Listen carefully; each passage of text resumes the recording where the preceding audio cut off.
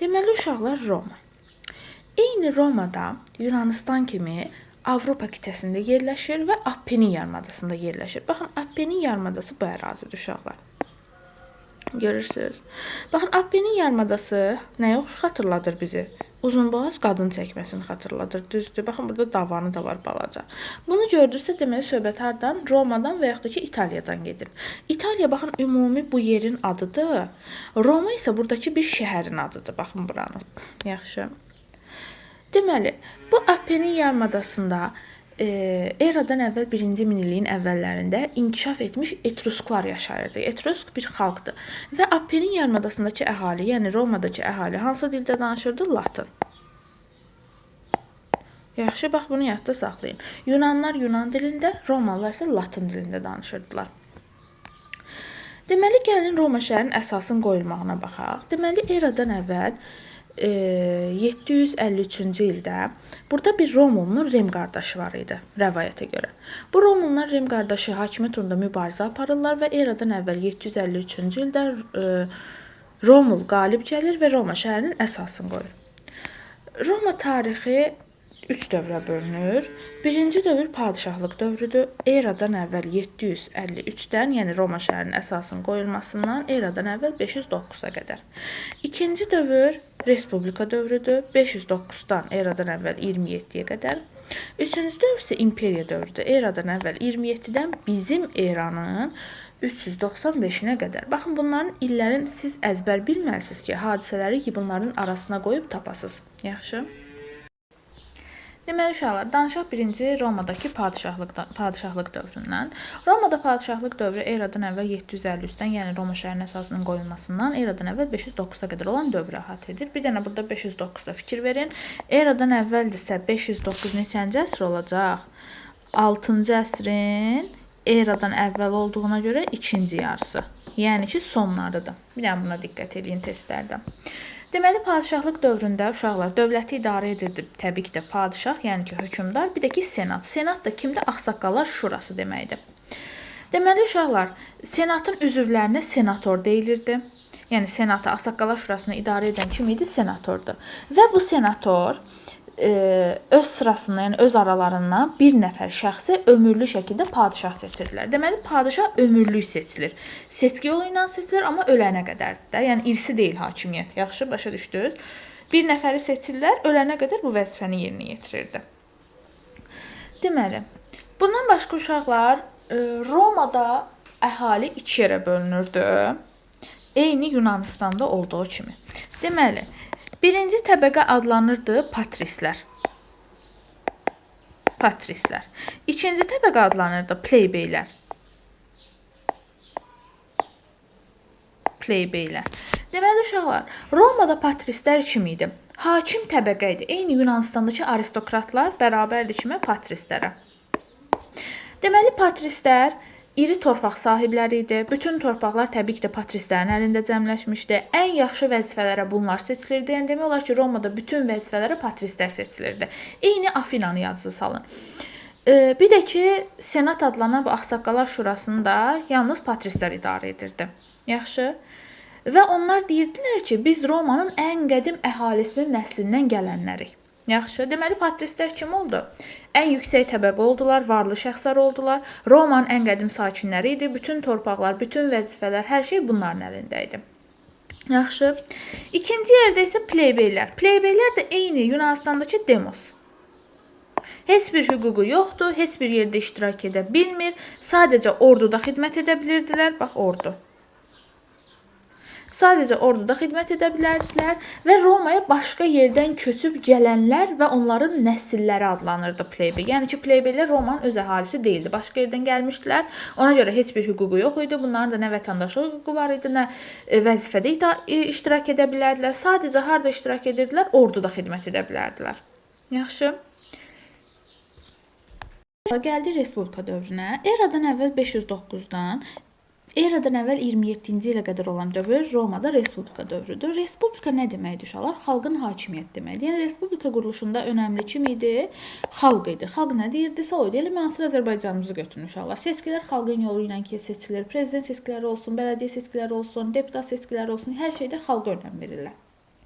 Amma uşaqlar, Romada bu belə deyildi. Respublika yaransa da pleybeyləri adam yerinə qoymurdular.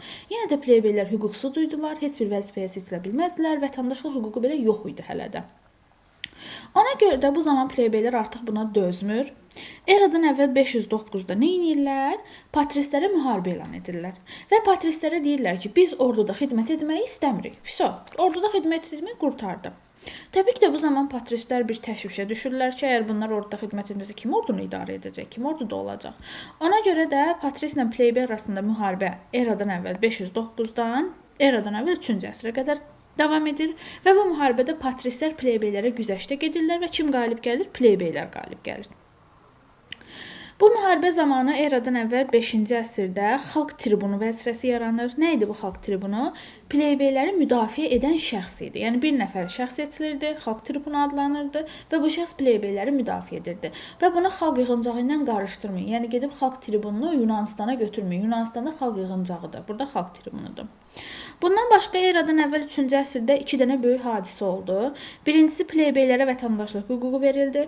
İkincisi pleybeylərə vəzifə verildi. Yəni artıq pleybeylər idarə etmədə iştirak edə bilərdilər.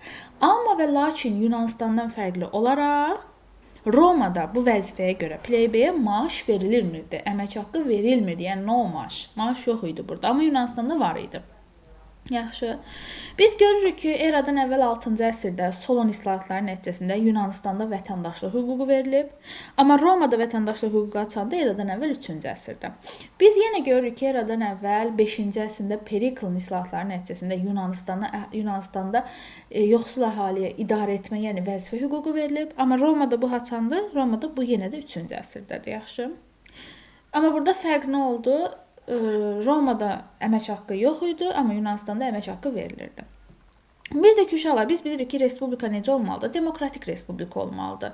Düzdür? Məsələn, bizim respublikanı götürün. Necə respublika? Demokratik. Yəni xalqın hakimiyyəti daha güclüdür burada. Seçki yolu var.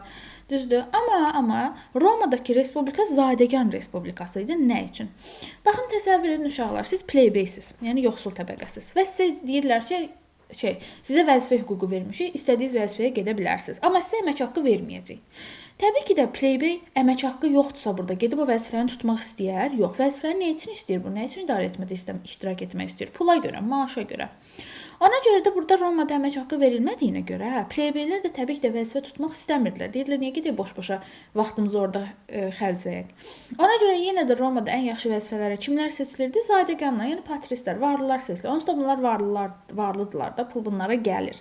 Yaxşı, ona görə biz Romadakı respublikaya zadəgan respublikası deyirik. Buna diqqət edin. Deməli, Romanın respublika dövründəki idarə etmə sistemi.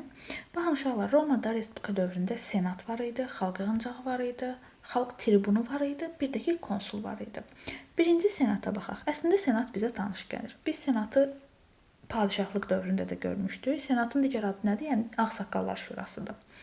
Bu senat hansı işlərə baxırdı respublika dövründə? Daxili və xarici işlər senatın əlində idi.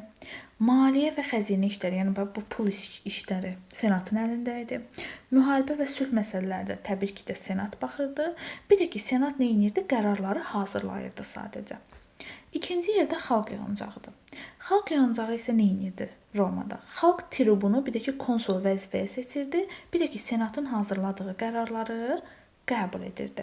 Biz əslində xalq yığıncağını Yunanistanda da görmüşdük. Baxın, bu Roma ilə Yunanistanın oxşar cəhətidir xalq yığıncağının olması. Üçüncü yerdə konsul idi. Konsul 1 il müddətində seçilirdi, xalq yığıncağı tərəfindən seçilirdi və ümumilikdə Romada 2 dənə konsul olurdu. Deməli, bundan başqa təbii ki də konsul varlıların, yəni ki, patrislərin sırasından seçilirdi.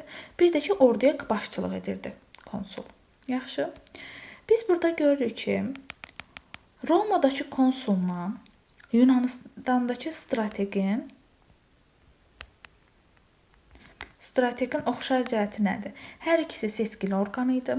1 il müddətində seçilirdilər, dövləti idarə edirdilər və orduya başçılıq edirdilər. Baxın, bu testdə düşür. Konsulla strategin oxşar cəhətləri. Bunları qeyd eləyər. Bir də uşaqlar, xalq tribunu var idi. Biz xalq tribunu haqqında bayaq dedik. Xalq tribunu eradan əvvəl 5-ci əsrdə yaranmışdı. Pleybeylərin müdafiəçisi idi və konsuldan strateqin pleybeylər haqqında qəbul etdiyi qərarlara veto qadağan deməkdir. Veto qoymaq hüququ var idi. Yəni qadağa qoymaq hüququ var idi. Amma hansı qanunlara? Konsul və senatın pleybeylər haqqındakı qanunlarına, yaxşı, sadəcə pleybeylər haqqındakı qanunlarına veto qoya bilərdi, qadağa qoya bilərdi. Bir də burada qeyd eləyim, nə deyirəm? Yunanistandakı demosla aristokratı Romadakı pleybey və patrislə qatıb qarışdırmayın.